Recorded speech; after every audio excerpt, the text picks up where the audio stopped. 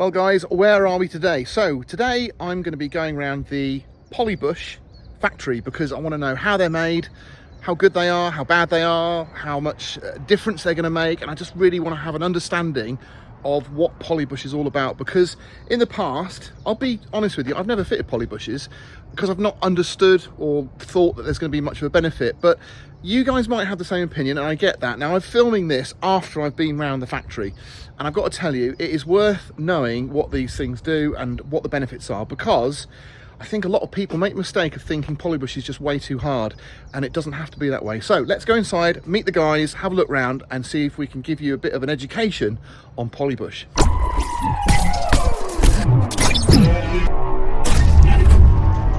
So guys, we're in Polybush now, which is literally just about a 40-minute drive from LR Centre, and I'm here with Ellis, who's going to show me around. So we're going to do a quick factory tour of Polybush and have a little look round, see what they do, go into some R&D, look at some technical detail, and also see how everything's made. So this is our test jig, and it's just a really good demonstrator for all the different material hardnesses that we do. We offer three material bases: the 65 short, which is our comfort range, 75 short, which is dynamic, and 85 short, which is performance. And I did have a tug on these earlier. Yeah. And it's amazing just how noticeable it increases in stiffness, because I kind of always thought that Polybush was just to make your car stiffer. Yeah, that's definitely not the case. Everyone does think that polyurethane bushes are stiffer, and they can be. We can make them concrete hard, or we can make them elastic band soft, and this kind of is a really easy way to show that. On a Land Rover, 65 short or our comfort range is the standard one, so this is like an OEM replacement. Okay. So it won't feel any different than standard, it'll just be as factory fit. So you just get basically. the longevity. You get benefits, the longevity and all the benefits of polyurethane.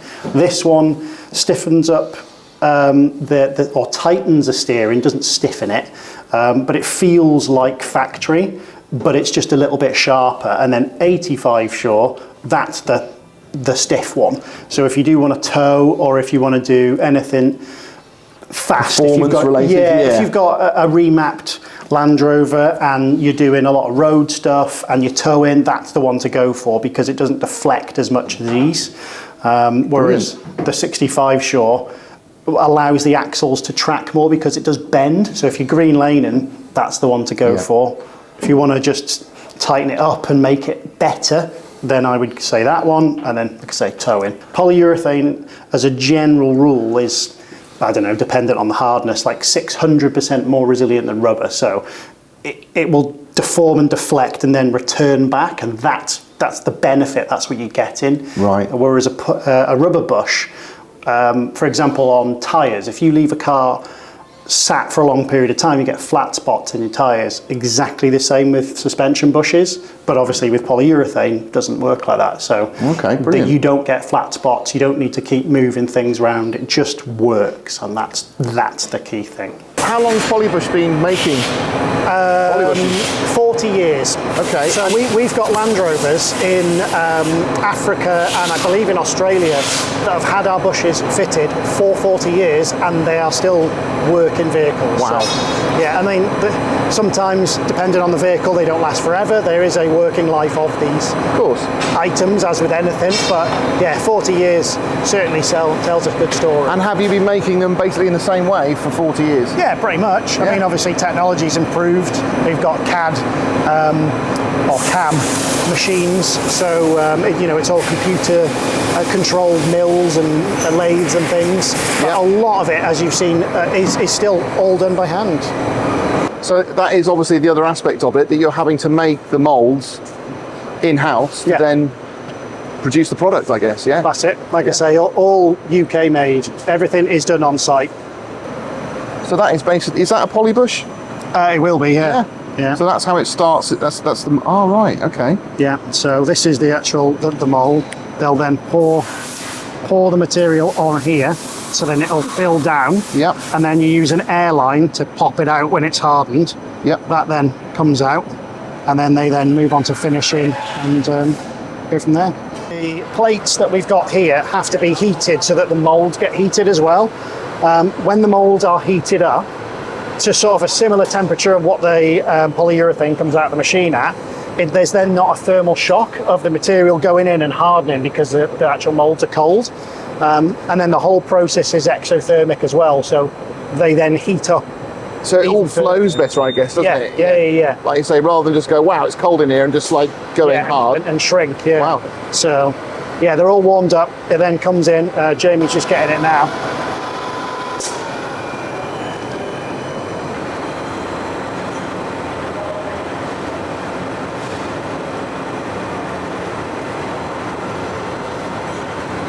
Jamie's very skilled in this, but you look so casual. I know, yeah. Like my hands will be shaking. It's actually so hard.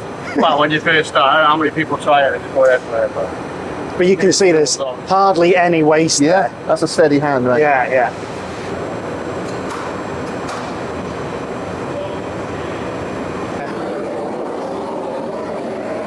Once they're cast over there, they then have to be moved somewhere and just sit so that the actual material, the polyurethane, gels.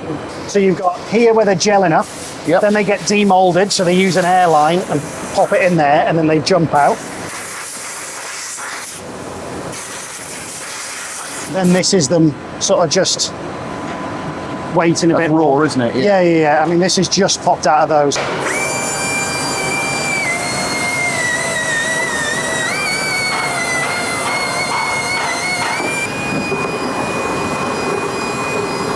Does that just put a little radius inside the tube? Yeah. Make it easier to go on and off. Absolutely. Yeah. This means they've cast them wrong. I'm just putting them right. Yeah. Like that, take that bit off. Yep. That might be the only parts on that.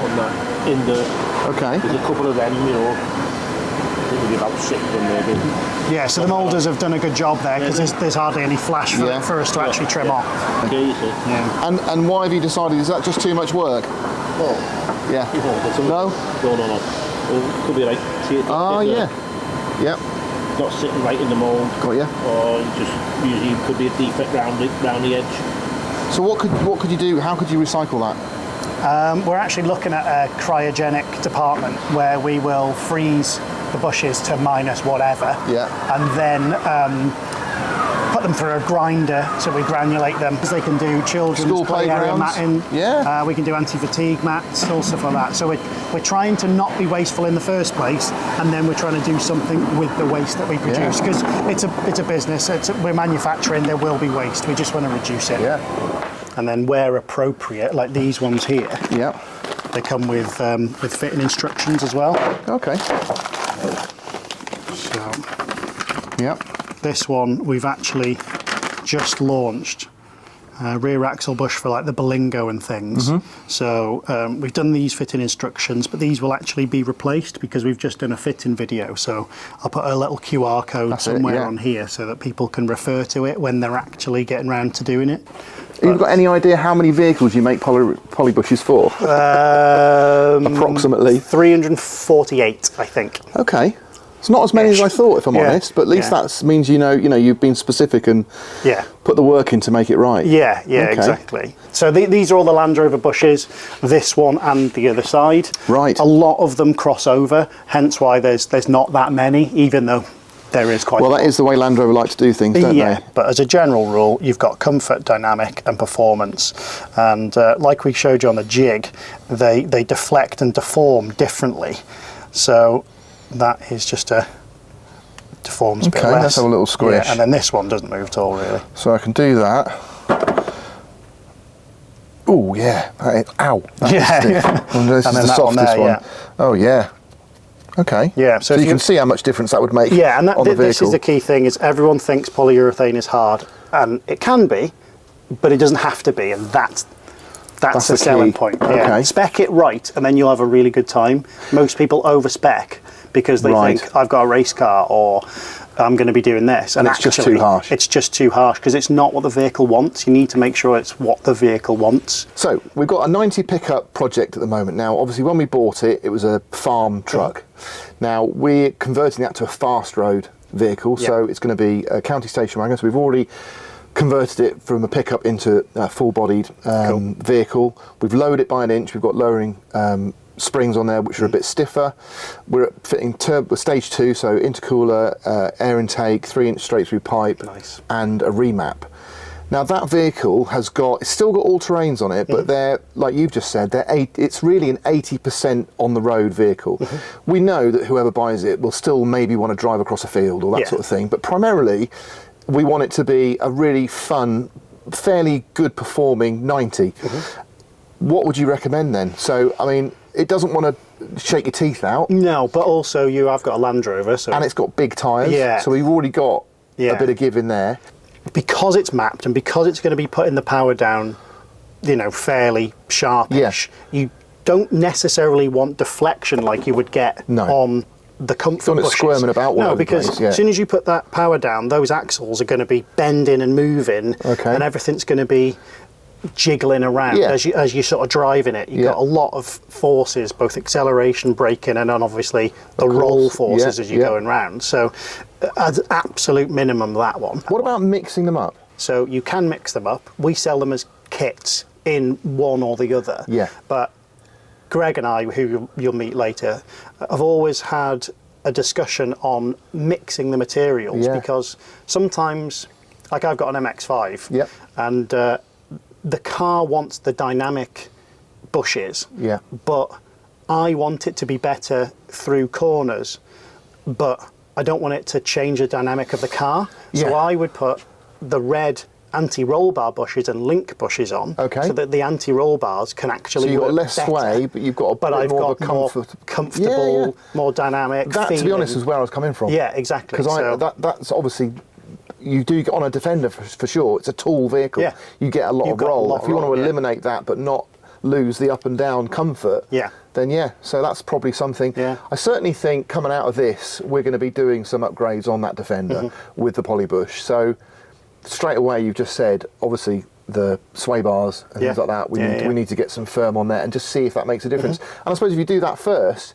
you're getting a sense and thinking, okay, well, I can go for a bit more, or I don't want to go any harder, and just do it in stages. And doing it in stages is always good, because then you can identify the thing that you've changed and then go, this is for me or this isn't. 100%. But if you do it all in one go, you are fairly committed then. You are committed, and you're like, I don't like it. Which does happen. It does happen. Like you say, if you don't like it, I know it's a cost, but you can swap them around at a later date. You absolutely can. So we've done the tour now of the factory floor, and I've got to be honest, it is absolutely nothing like I expected. I've got to be completely, I didn't have any expectations, but I must have done, but I just thought this is not how it's done. But it's amazing to see how just hands-on the whole process is. I think it's brilliant. And this is the thing, when we say it's handmade, it's handmade. No, 100%, I can see that now, but I just thought it would be machines just pumping these things out with no care in the world, but it's so much more than that. We've got some Land Rover ones here. Okay. I mean, this will probably be fairly familiar to good old hockey stick. To your viewers, And I mean, these bushes are quite literally. Once you've got the old ones off, obviously. And is that a problem? Because some people look at that and go, that should be tighter than that. Well, when you put the bolt on and the nut and the washer on, and you actually clamp it up, you get the expansion, and then it's performing its task. Exactly. Okay. And it's the same thing with. I do ask a lot of stupid questions. No, it's not stupid, because if you don't know, well, you don't know, do you? So the actual bush itself. Expands, or the tube expands in the bush, and that's what actually pushes it out. So they might be super easy to fit like this, where it's just sort of push on, but when you actually put it on the vehicle or put the tube in, that forces everything into. So everything plays its part to make it what it should be. So you can't judge it just by putting it together out of the bag and going, well, I don't like the look of that. And this is the thing, is sometimes these bushes are two-piece and the originals were one-piece. Well, they don't need to be one-piece, and it just adds a layer of complexity to the product. They're already sort of very labour-intensive anyway. So to make it and the technology must be 60, 70 years old. Exactly. Things move on. This doesn't mean to say that that's right. No. Sometimes the original parts work and they work fine, but you can always improve things and make it better. Of course. And also, thing to note, this is a completely different material. It acts differently to rubber, and therefore some of the times it can't be the same, just because of the nature of the beast, really. So the story is, and I'm sure I'm wrong with the details, but 40 odd years ago, the original owner had a Land Rover out in a quarry or some sort of thing like that in Africa, and they were always changing the bushes because of the nature of the beast. It was a working vehicle and it was hot and really harsh conditions. Yeah, harsh conditions. So always changing the bushes. The owner had a dog, and that had a polyurethane dog toy, and the dog destroyed all of its toys other than that one. And he said, "Oh, I wonder why that works like that, and could I put that on my Land Rover?" So he did, and it worked. And that's why we're so strong in Land Rover, because we literally invented them. That's where it all started from. Fantastic. That's a good story. Yeah. You've really got to know, like you say, you've got to be honest with yourself about what you're using the vehicle for. And I think that is the key to know what you want the performance to be. You've really got to be honest with yourself and say, right, I don't want to go full, I don't want to go super hard. I just want a little bit better. And not fear the people going, "Oh, have you got yellow ones? You need the red ones." Exactly. I can't believe you went for yellow. Yeah. Because it's all about personal opinion, isn't it? It is all about personal opinion. But like you say, you just need to be honest with yourself. What am I doing with the vehicle? What do I want out of it? And what's going to happen if I do these things? You put red on it, brilliant, it'll drive amazing. But then the flip side of that is it will be harsh. Yes, yeah. So it's key. Just be honest with yourself, guys, and then you'll get what you want. Yeah. So we're up in the offices now, and I'm going to be sitting with Greg just for a second, who is going to give me all the technical information I've been craving for, and show me a few things on his computer and what we're going to be playing with. So what do we have here? What's this?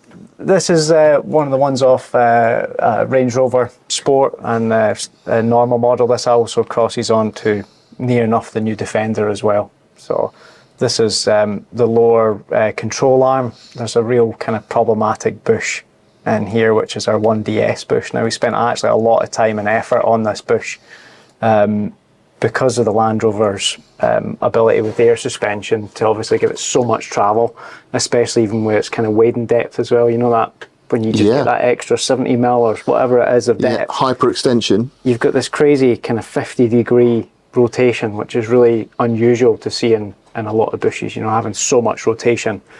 The old one's a strange kind of metalastic design, very minute bit of rubber inside it. It almost acts as a spherical bearing, to be honest. There's so little in it. It's also really, really radially stiff as well, so there's very little movement in it at all. It's also taking a lot of weight off the vehicle, bearing in mind these are over 2 ton, and you know, the Disco 5s, especially when you kit them out, they're really heavy vehicles. So yeah, we spent a lot of time on this, and we actually came up with something which is unique for us, which was a kind of one-off as such. So if we just split it in half just to see what it looks like. So these pieces in the middle here, just highlighting in blue, are the actual polyurethane pieces. So we cast them as kind of to sit around this inner tube here. We then press them into this outer metal sleeve. We then lock that in with a washer, and then we fit it with an internal circlip as well. And then we started on something a little bit different. A lot of people obviously use kind of rubber boots to seal them in either end. Trying to get circlips to fit them is almost impossible. You know, they're made specifically for each individual application. So instead of going down that route, we made these custom polyurethane covers, which actually snap fit onto the inner and outer tube. So there's just little grooves within the inner and outer metal. So you basically push these things on, and the tension of it just snaps them into place. Just lock in, yeah. And it just stops any dirt and grime getting down and in there and wearing away at this ball jointed section. In this case, this is a free moving part, so it doesn't actually, you can actually take your suspension even higher than before or even lower at droop. So when you are going off-roading on one of these things, I know the Disco 5 is one of the things that's gone out there. The Defender one, we will be working on a new variant of it as well, because it's just slightly bigger but very similar design concept. So if you've got a new Defender, you want to actually properly take it off-roading, this is going to be absolutely ideal to get maximum droop, you know, on an off-roading setup. Yeah. What makes Polybush different, and why is that a good thing? So just going back, it's 30 years of knowledge and experience has really what's core to our business. You know, we've been doing this so long now, we know just about everything we need to know for it. You know, there's still some unexplored things like these kind of ideas, but in general, it's design concepts, how we make things. We're always trying to use the material to the best of its ability, rather than just making it into a, you know, spherical joint, something a lot less based upon what polyurethane can do and what metal can do. We know what metal can do, but to actually use polyurethane to its best ability is what we're trying to do. And how is that different to what the competition are doing, I guess? It just comes down to a lot of people, I think basically every single one of our competitors go fit it with grease. You know, that's, everyone says fit it with grease. And as soon as you do that, you end up turning what is a polyurethane piece that's meant to rotate. That material's meant to take up the rotation, deflection. It ends up just becoming a bearing, which really isn't ideal when you have something called a bush, you know, for a reason. So we try and enhance that and make sure the material's doing as much work as possible. So we don't recommend fitting it with grease. It doesn't quite work the way we intended it to. No. You've also got the potential, if it's running quite low down in the suspension running gear, of, you know, dirt and grass and kind of nastier things clinging to that grease or whatever it is, turn it into a kind of grinding paste, which really is no good for anything. With an off-road vehicle, obviously that's going to happen, isn't it? So yeah, that's a major exactly. part. You know, if you can keep it a dry fit in there, or even just a bit of washing up liquid, which is going to dry out. Yep. It's all the better for it. The bush will thank you for it. The metal will thank you for it as well. Well guys, if you've made it through the whole video, then you're like me and you love to know how things work. And I really hope that I managed to sort of get over to you guys all the details that I came across on that visit. Obviously there was a lot more to it, but those were the really key elements that I found super interesting. The fact that everything's handmade, the fact that they've been doing everything for so long.